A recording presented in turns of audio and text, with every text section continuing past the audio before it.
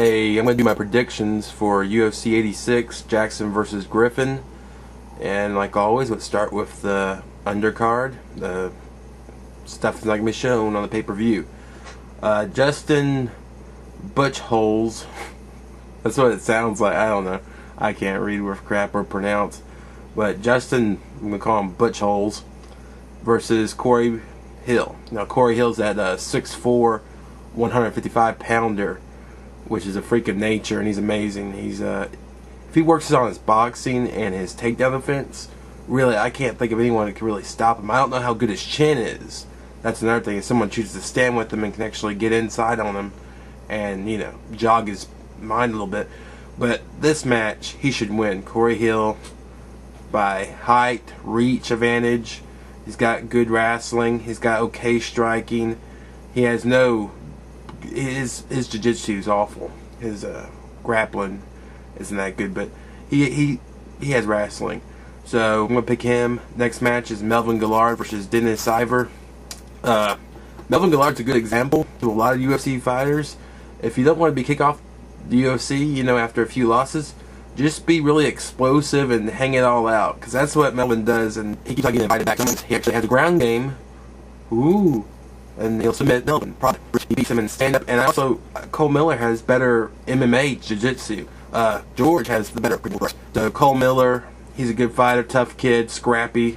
He should have this. Next one is Gabriel Gonzaga versus Justin McCooley. Justin McCooley, he actually has a lot of attributes and size and just the outline of Tito Ortiz. But see, Tito Ortiz fought at 205. And Justin's fighting at heavyweight. And he really can't make that much of an impact there because he's pudgy there. Yeah, I'm calling someone pudgy. But he is. I'm not a fighter. If I was, I'd critique myself a lot worse. But Gabriel Gonzaga, he's on a losing streak. He had that awesome win over Crow Cop, which was ready to set his career ablaze. And then he loses to Couture and Eardrum. I'm just going to call him Eardrum. That's easier for me to remember.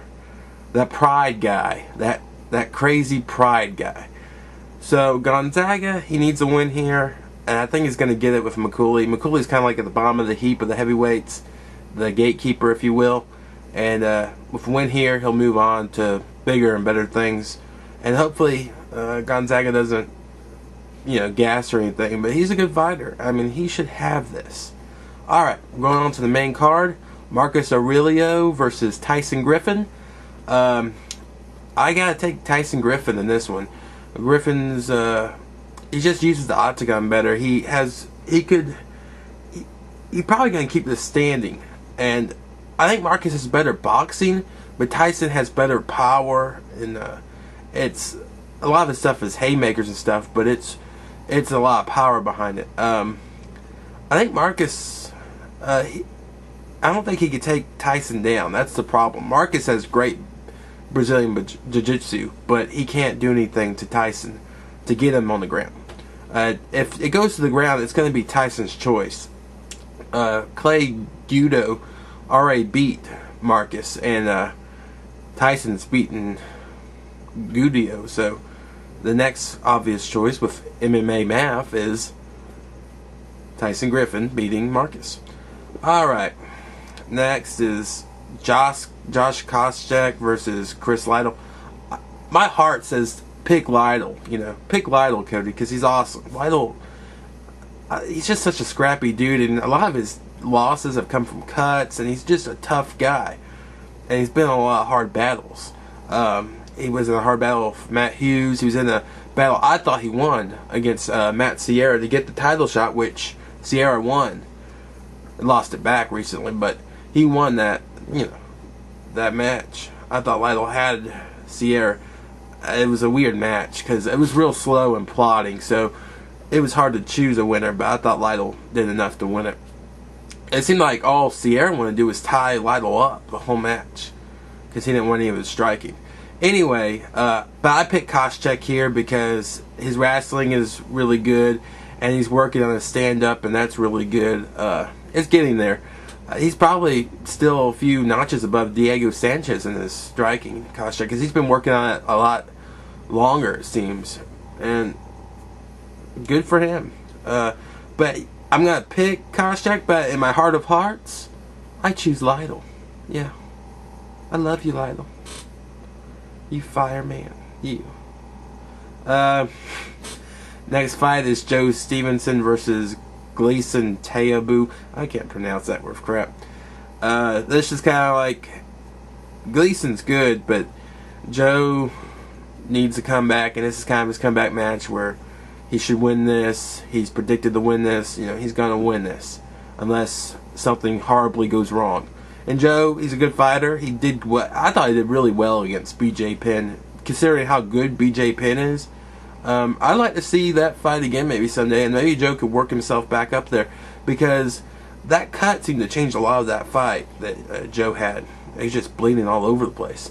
But I still had BJ winning if they rematch, but Joe maybe could work on some stuff and bring it back. Bring back a good challenge for BJ. So I hope he works back up the ranks. He's a cool guy. I loved him in Ultimate Fighter 2. Yeah, it was 2. I liked Blue Kumo better, but Joe's a good guy. I want to see him back. Our next is Ricardo Almeida versus Patrick Cote. Well, since our names are so similar, Cody and Cote, I'm going to have to pick Patrick Cote. And also because he's on a tear recently. Now, this is kind of a weird match because Ricardo, he's really good at jiu-jitsu and everything. Although he hasn't really been tested with the higher, the better fighters. He's been, fighting some subpar competition. But Patrick Cote, he has the momentum going for him right now. He's been knocking people out. He's been letting his hands go, which is something he hasn't done in the past. Which is a sight to see because he's really just unloading on guys. Yeah, he's unloading on guys. Yeah. So Patrick Cote, he should win this.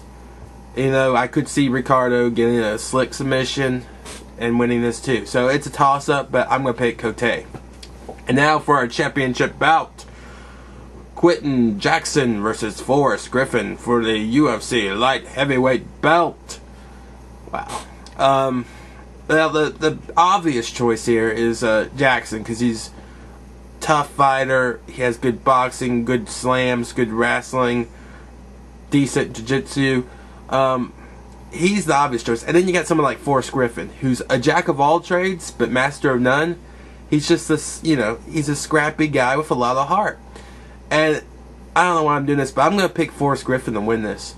Because I want it more than I could see it happening. I just want it. And sometimes that backfires on you, and sometimes that works. Like, I picked Couture to beat Tim Sylvia. And that was a big risk. But Couture won. So I'm going to pick Forrest. And I don't know how he's going to do it either. That's the crappy part about this is I don't even know how he's going to do it. I just think he can do it, and he can pull it off. Probably his best, I'd say maybe by, I don't think he's knocking Jackson out, but I think he could maybe get a submission later in the round or win a decision. Who knows? But he's got his work cut out for him. Other fights I picked with my heart.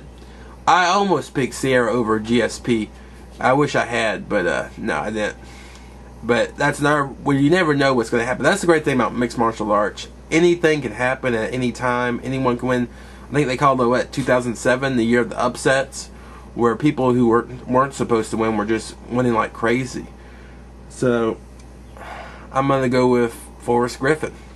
Because it makes an awesome story for the UFC, too. You got this guy from the first season of The Ultimate Fighter who won it all, and he comes all the way from that, the bottom level feeder show, the reality TV show, and he works all himself up into title contention and wins the title. I mean, right there, that'd be a movie or something. That'd make a great movie. But I think he takes it. I don't know how. And I like Rampage too. Rampage is a cool guy. He's funny. I mean, here's the thing about the 205ers.